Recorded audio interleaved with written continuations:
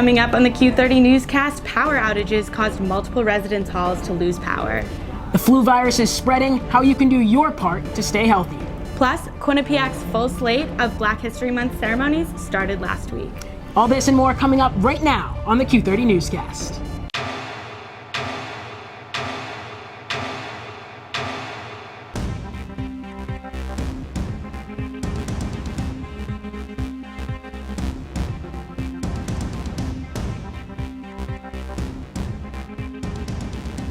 Live from the Student Center Piazza, this is the Q30 Newscast. Hello and welcome to the Q30 Newscast. I'm Eliza Krasinski. And I'm MJ Baird. We start tonight with coverage from Quinnipiac's most recent Black History Month event. Tuesday night, acclaimed actor and social justice activist Danny Glover spoke to Quinnipiac students in Burt Con Court. Christina Vitas was at the event and has the details. This is an important point in not only the history of this country, but the world's history. And so where do we find the common thread to build community? From quote Dr. King in his last book, where do we go from here? Community or chaos? The Quinnipiac community and beyond attended Glover's open conversation with QU's very own Dr. Kalia Brown Dean and the Burt Con Gymnasium, where Glover was scheduled to discuss the Black Lives Matter movement and early abolitionists. I feel like some of the questions weren't necessarily answered, but at the same time, he still gave us a lot of historical context as to some of the reasons why we go through the things that we go through today.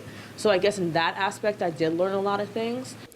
Although there were some mixed responses to the guest speaker's fireside chat, Glover's experiences and call to action for students is extremely relevant for the Quinnipiac campus. I think Maya Angelou said, not long before she passed away, all we want is a little bit of truth. It's easy enough to say, a little bit of truth. And we need to have that moment right now. It's really important to just get to know about another person's culture, especially in this political climate that we're in. It's just really important to try to put yourself in another person's shoes and try to become an ally yourself.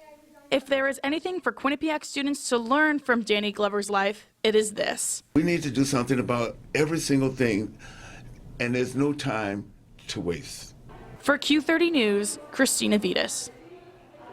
While most people will be celebrating Valentine's Day next week, Ireland's Great Hunger Institute will be celebrating the 200th birthday of abolitionist Frederick Douglass. Beverly Wakiaga has more on what students can expect from the exhibition being held. Basked in warm light and filled with soft music. The Frederick Douglass exhibition has found a home in the Arnold Barnhart Library. I suppose unifying theme is issues of social justice, and so Frederick Douglass is someone who represents that struggle for social justice. The exhibit was curated by the Ireland Great Hunger Institute, but that's not all they have planned to honor Douglass. They recently unveiled a statue of Frederick Douglass on the North Haven campus.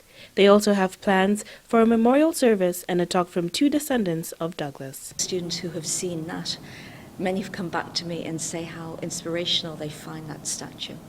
According to Keneally, a number of students who have seen the exhibit have commented on not knowing about the connection between Frederick Douglass's work and Ireland. Actually, he came to Ireland for 4 days, but the warmth of the welcome was so great that he stayed for 4 months. Other students see the exhibit as another way for the school to celebrate history and culture during Black History Month. It's a great opportunity to learn more about, just Black culture in general and a kind of culture that ties into American society. For students interested in learning more about Frederick Douglass and his work, the exhibit will be open for the next year, and there will also be a class offered by Professor Keneally. For Q30 News, I'm Beverly Wakiaga. Quinnipiac University's Department of Cultural and Global Engagement has partnered with different student organizations to create a full slate of programming this February to celebrate Black History Month. The next event will take place on Friday, February 9th in Buckman Theater. It is a Black History Month showcase shedding light on African American history. The following Friday will be a trip to the opening night of Marvel Films' Black Panther. This event will be taking place in North Haven. And the end of the month will feature even more events, including a place at the table, a circle of perspectives, and the True Black History Museum. Keeping with Black History Month, Q30 spoke to an active advocate for students at Quinnipiac. Don Sawyer is the university's current interim chief diversity officer. After a few weeks at work in his new role, Christina Vitas sat down with him to talk about his future goals at Quinnipiac. So thank you for joining me today. So diversity is a huge topic here at Quinnipiac. What are your plans basically for your time in this position? Right now it's an interim position, right? I have the ability to apply for permanent appointment, but as for right now, I'm just kind of looking around and getting the lay of the land. I worked with my predecessor, Diane and Riza, on a number of projects. So I've been meeting with the team to kind of see where their heads are and what they have hopes to do for the next semester, but mainly is going to be working with students. I'll be meeting with student government, fraternity and sorority, leadership. I'll also be going out to the medical school, law school, and the School of Education to kind of see what people want to see on campus and really looking to bring about inclusive excellence on campus. So a lot of programming goes on for multicultural organizations. Do you have any ideas on what programs you want to keep or anything that you want to improve in your time? I think part of what I've seen in the calendar is that we have a lot of celebratory events. And so one of the things I think will be important to add are events that are academically focused to kind of complement the multicultural celebratory events. So I think that would be something that we can add and improve upon. Early last week, Quinnipiac experienced a power outage due to water damage in one of the dorms.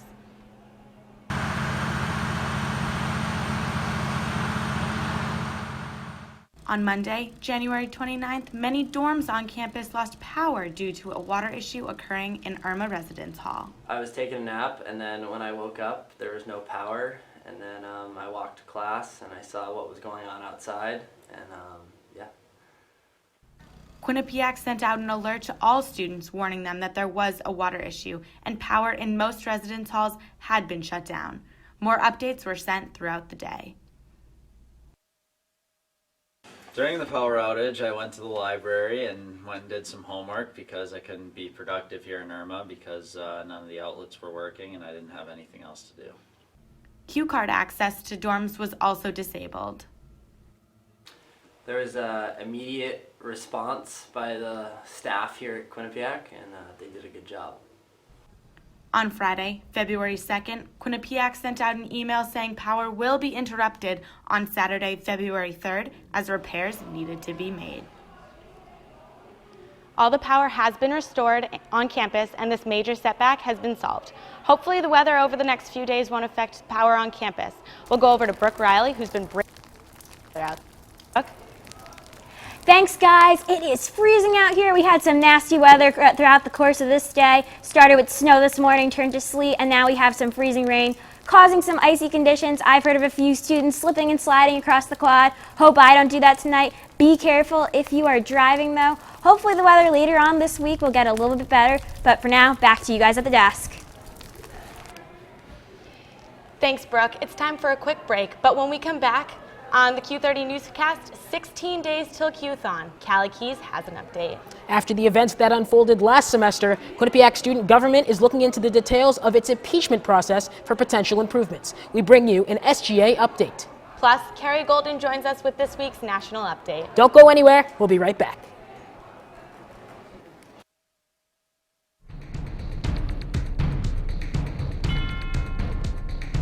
Whether you're on the quad, in your room, or heading to class, tune in to Q30 News. For stories by student journalists you can trust. We are covering the latest here on campus and in surrounding areas. Get the news you need to know every Wednesday night.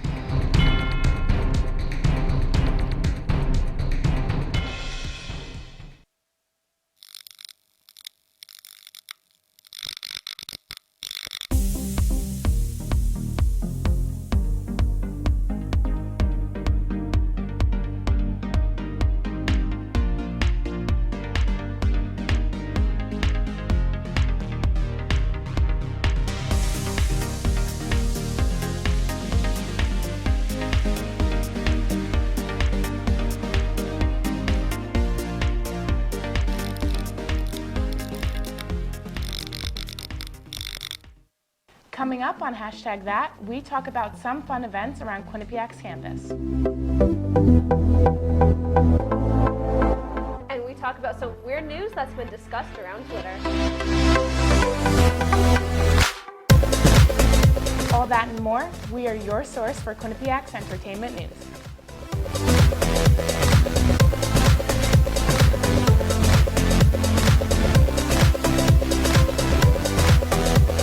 Hello, and tonight on Sandwich News, we will determine what makes a good sandwich and a bad sandwich.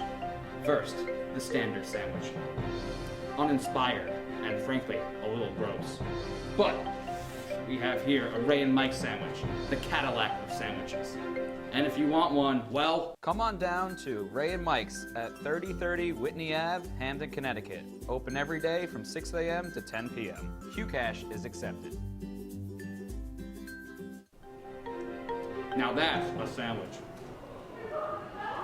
Welcome back to the Q30 Newscast. Let's welcome in now Q30's news director, Callie Keys. Callie, 16 days till Q-thon. I can only imagine that you're freaking out a little bit as this time comes closer and closer. Yes, only 16 days left until the big event, February 24th. If you guys didn't know, Q30 will be live streaming the whole event there. This Monday we had the FTK night. It was the last Q-thon event until February 24th, 16 days. Let's check that out now. This Monday, Q-thon teamed up with the Student Programming Board to host their last big event before the big day, FTK Night. With only 16 days left, there was a big push to raise more money and have some more fun. So tonight, the Miracle Kids actually asked for a hypnotist. So we found one, and 2 of the kids have volunteered to get hypnotized, so we'll see how it works out. Once upon a hospital visit, I'm Allie, the better part of Allie Square, and I was brought to Connecticut Children. Allie, and Colin, all CCMC kids, were at the event. And their one request of the night? A hypnotist. While both Allies were unsure if they would actually get hypnotized, by the end of the night, they were pleasantly surprised. Yeah, I think so. I am too. I am, but I don't know if my mindset's good enough, so. Those that volunteered did everything from strutting their stuff to racing horses.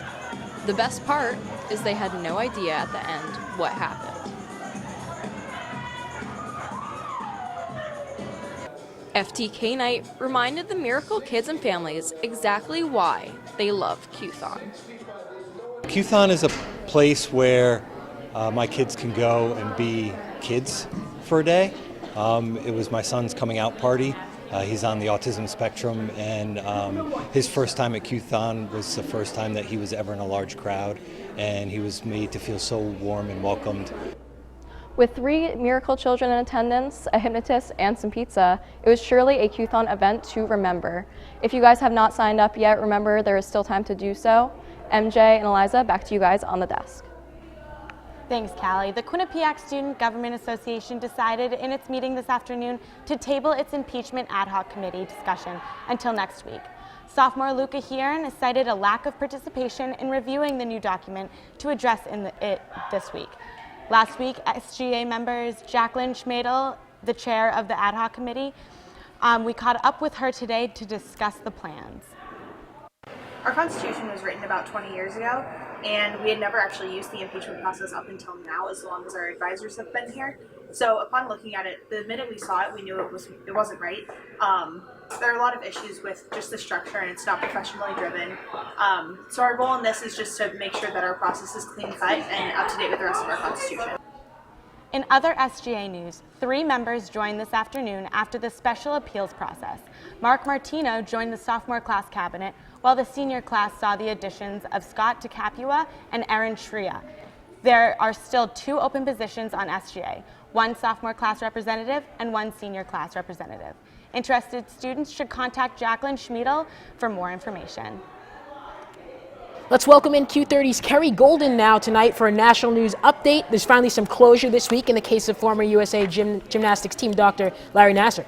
Plus, Donald Trump has spoken out this week about the recent fatal accident. And Kerry, I heard the flu's going around. What can we do over here on the main desk to stay safe? Yes, Eliza, MJ, that's right. There have been some new developments in the Larry Nassar case. This past Monday, he was sentenced to serve between 40 to 125 years in prison, bringing an end to his 3-week hearing. Nassar pleaded guilty to 3 counts of sexual misconduct and admitted to using his power as a doctor to sexually abuse young girls. Prior to his conviction, Nassar was a former doctor for the U.S. women's gymnastics team. During his hearings, gymnasts Allie Raisman and Jordan Weber came forward to tell their story alongside several parents and young athletes. In his own words, he stated, "You have had an emotional effect on me and has shaken me to my core." However, the judge did not buy into his testimony.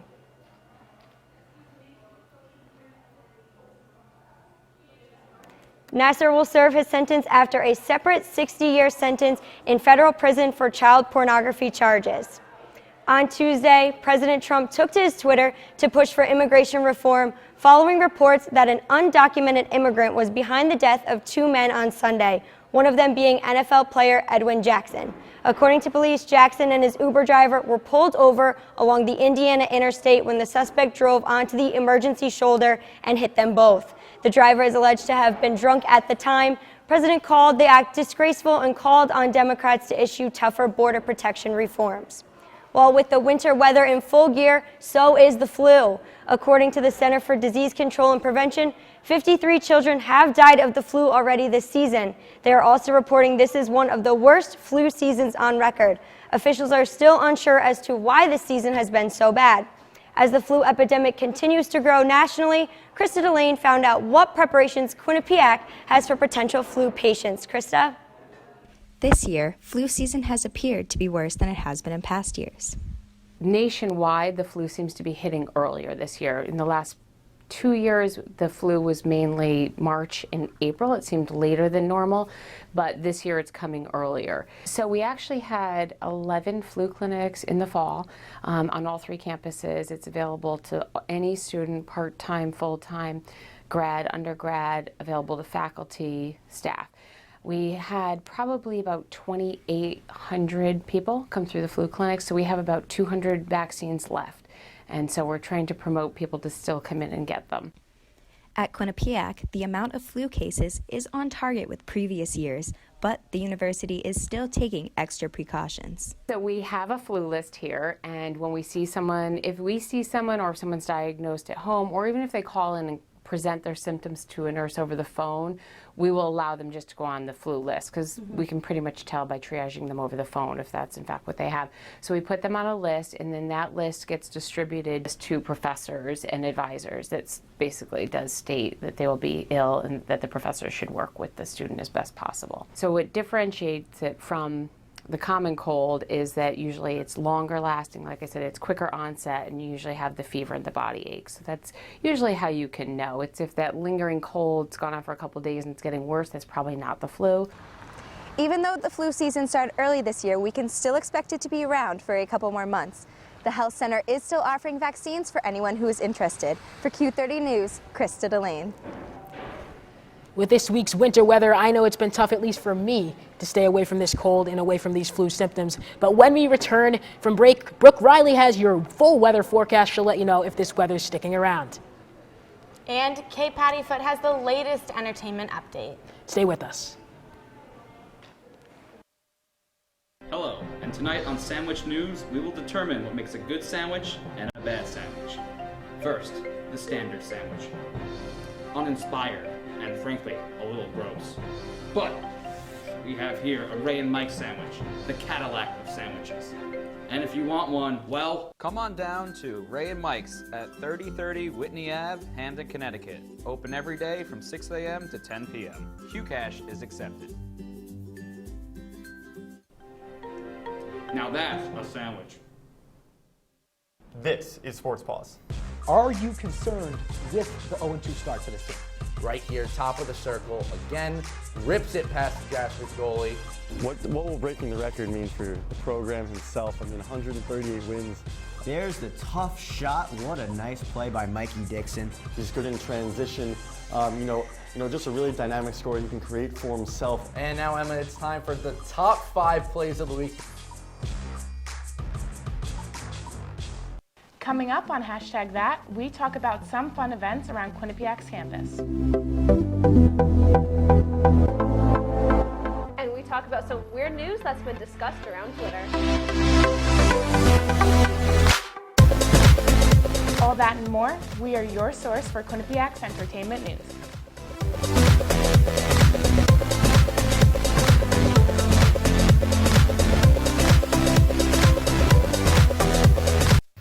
Welcome to the WQAQ Morning Show. Dan Ball and Emma Spagnolo joining you here from the QAQ studios in Hamden. And Emma, it is that time of year again.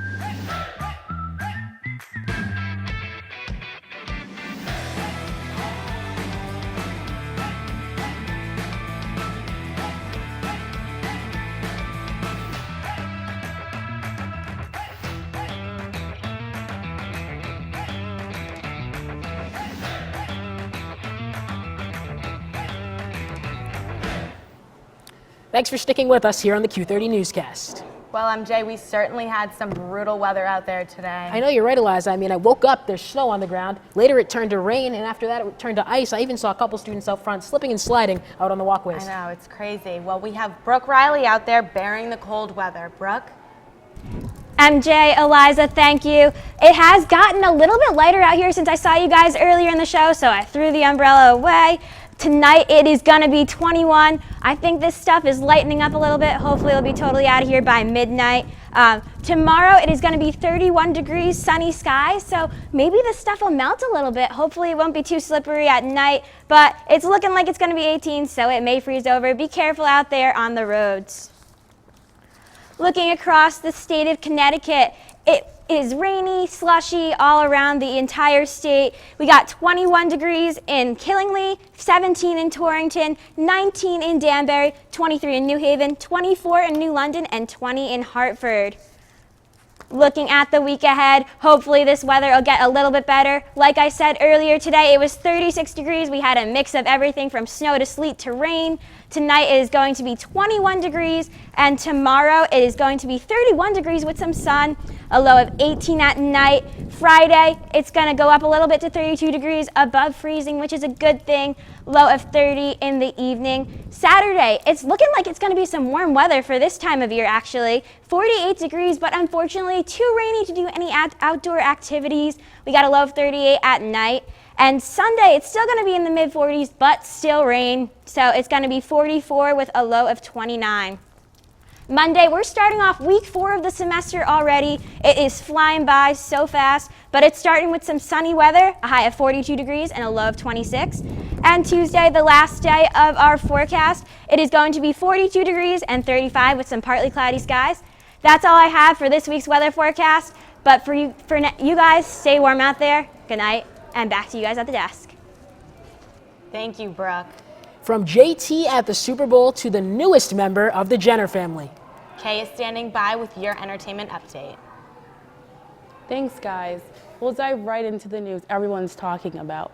Yes, Kylie Jenner was pregnant. Yes, she did just have her baby. And yes, she did name her baby Stormy. It was that video kind of overshadowed the Super Bowl this past Sunday. It was in a YouTube video titled "For Our Daughter." Jenner shared with the world her pregnancy and the arrival of her baby girl with rapper Travis Scott. She also shared why she chose to keep her pregnancy a secret, saying that she needed to prepare for the role in the most positive, stress-free, and healthy way. While she did reveal her pregnancy and baby this Sunday, the 20-year-old posted a picture this past Tuesday of her daughter's fingers wrapped around her thumb with the caption, "Stormy Webster. Congratulations to the new family." Fly, Eagles fly. If you're not an Eagles fan, then Sunday night was rough, as the world witnessed the Eagles defeat the Patriots. While some say the game was the real show, we entertainment fans know everyone watches the Super Bowl for the commercials and the halftime show. This year's performer was Justin Timberlake, who not only brought sexy back, but also some of his old hits, like Cry Me a River, Senorita, and Rock Your Body. JT also paid tribute to Prince, the late singer, who was from Minneapolis, where the Super Bowl was held this year. In other Super Bowl news, Pink sang the national anthem with the flu. Some people took to Twitter claiming that Pink sucked, but Pink had the last word, tweeting back, "Yeah, but at least I suck while singing our country's national anthem, and you just suck by yourself on a dirty couch. #winning." This past Monday was not the day to play sick if you were a student at Miami Senior High, because you probably missed Drake. The rapper was filming for his video single, God's Plan, and even let some students be extras in it. It's being reported that Drake gave the school $25,000 donation, while as some OVO designed uniforms. Drake also stopped by Miami University, where he not only performed, but also awarded one lucky student a $50,000 scholarship. With all the snow we just had, and Drake handing out scholarships, now seems the time to move to Miami. If you're a fan of the big screen, then you are in for a real treat. There are some raunchy movies and some action-packed ones coming your way. The final movie of the 50 Shades trilogy is finally coming to a theater near you. For those who are not familiar with this series, it's about a young girl who gets into an interesting relationship with a billionaire. You'll just have to watch all three to get the rest of the details. All I can say for now is Mr. and Mrs. Garrett will be expecting you this Thursday, as in tomorrow at 7:00 p.m. in North Haven. That's not all moviegoers can look forward to. The highly anticipated Black Panther movie will be in theaters next weekend. That's all I have for entertainment tonight. Back to MJ and Eliza. Thanks, Kay. Let's take one final break. When we return, Katie O'Keefe brings our weekly sports roundup. Both basketball teams took the court this past week, but one team put its undefeated streak on the line. Plus, the highlights from Quinnipiac men's ice hockey's home matchup with number 3 ranked Clarkson. Don't go anywhere. We'll be right back. Hello, and tonight on Sandwich News, we will determine what makes a good sandwich and a bad sandwich. First, the standard sandwich. Uninspired, and frankly, a little gross. But we have here a Ray and Mike sandwich, the Cadillac of sandwiches. And if you want one, well, come on down to Ray and Mike's at 3030 Whitney Ave, Hamden, Connecticut. Open every day from 6 a.m. to 10 p.m. Qcash is accepted. now that's a sandwich. Welcome back to the Q30 Newscast. Another week in Quinnipiac news also means another week in Quinnipiac athletics. Katie O'Keefe is standing by with our weekly sports update. Katie? Eliza, MJ, thank you. This past weekend, Quinnipiac sports was full of success for all but one team. And this week, we'll start on the ice. So first up is the men's hockey team. Here we'll bring you to the first period, and the first goal there is by number 19, Tanner McMaster. The goal now is 1-0, and coming into the second period, the score is 2-0. And you saw a quick goal there by number 8, Alex Whelan. And bringing you to the third period, we'll show you Clarkson's only goal of the game, but it just wasn't enough for Clarkson, as Quinnipiac made its fourth goal of the game by number 5, Brandon Fortuto. The final score of the game was 14-1. And now, as for hockey, the weekend was also successful. The Bobcats had high energy for their Friday night game against Wrestler Polytech Institute. Junior captain Melissa Samaskevich scored the first goal of the game in the second period. Then, freshman forward Brooke Bronsteele put the puck in the back of the net in the third period, making the final score 2-0. The following day, the team defeated Udine College 4-2. And again, we saw action from Samaskevich and Bronsteele, along with Sarah Ev Coutu, Godot, and Taylor House. Now we cross over from the ice to the hardwood, that is men's basketball. Unfortunately for fans, this team did not get the win they were looking for. It was an exciting game when the team traveled to New York to face Iona last weekend. By the end of regulation, the score was tied at 69, then tied again after the first overtime at 79. In double overtime, the Bobcats fell 5 points short. Despite a good effort against the defending conference champions, the final score of the game was 87-82. And finally, to end this sports update with women's basketball is plain and simple. There's nothing new with this team. Quinnipiac's winning streak pressed on against Fairfield this Friday with a score of 58-39 on Saturday. And on Saturday, the team hosted Iona. And well, it was nothing short of a sweep. The score was 90-47. These wins marked their 13th and 14th straight wins. And with that, I'm empty of sports updates, so it's back to you, Eliza and MJ, at the desk. Katie, thank you. 30 minutes of action-packed Quinnipiac news has come and gone, and unfortunately, that is all the time we are permitted. Be sure to follow us on Twitter and Facebook at Q30 News and on our website at Q30television.com. For the entire producing staff, our fantastic crew behind the scenes, and of course my co-host Eliza Kruzinski, thank you for tuning in to the Q30 Newscast. We'll see you next Wednesday at 9:30. Good night.